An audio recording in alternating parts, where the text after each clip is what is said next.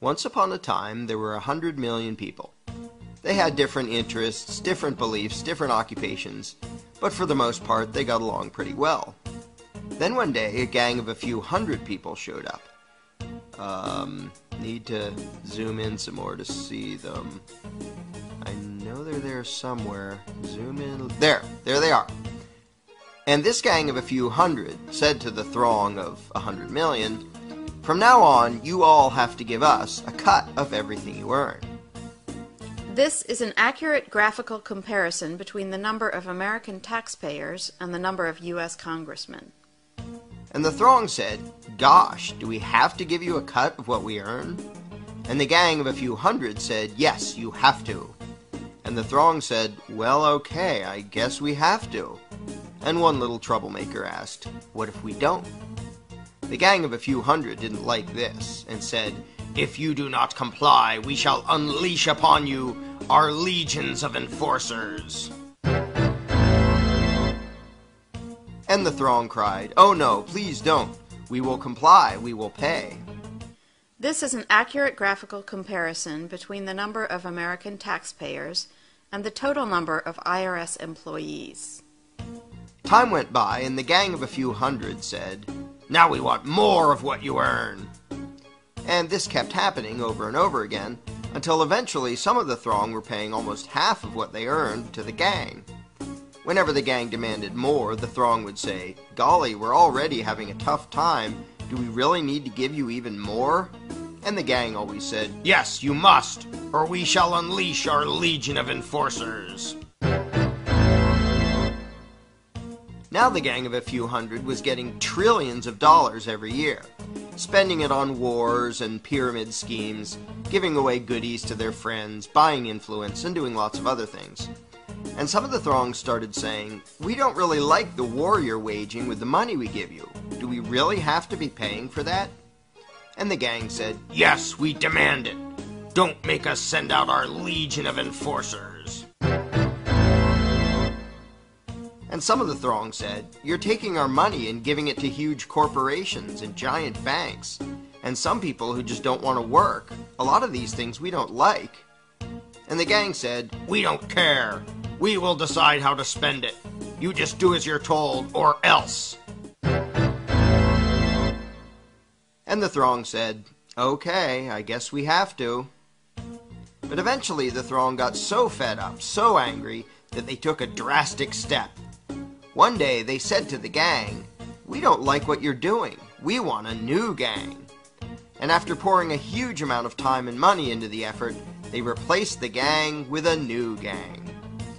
Then the throng pleaded with the new gang, "Now, at long last, can we keep our own money, or at least keep more of it?"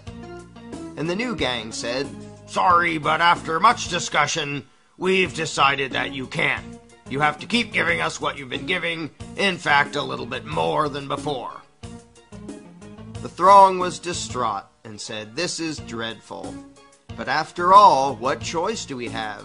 I mean, they say we must comply, and they have that scary legion of enforcers. We're powerless against them. We'd better just do as we're told." So they did as they were told, got poorer and poorer, and lived miserably ever after. But after all, what else could they have done? What power could this throng possibly have compared to this gang of a few hundred and their enforcers? What chance would this thing have against this thing?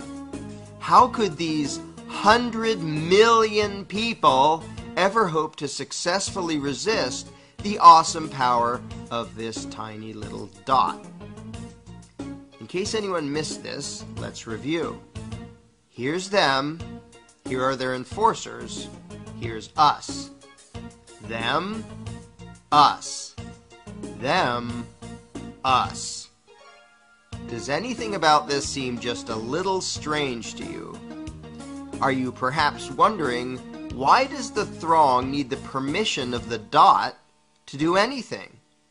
Why do these people feel the need to ask this tiny little dot if they can keep more of what they earn? Why would they spend year after year literally begging for lower taxes from this little dot? Is this dot just really darn intimidating? Is it very persuasive in its reasoning? To be blunt, why would this throng give a rodent's backside what this tiny little dot wanted?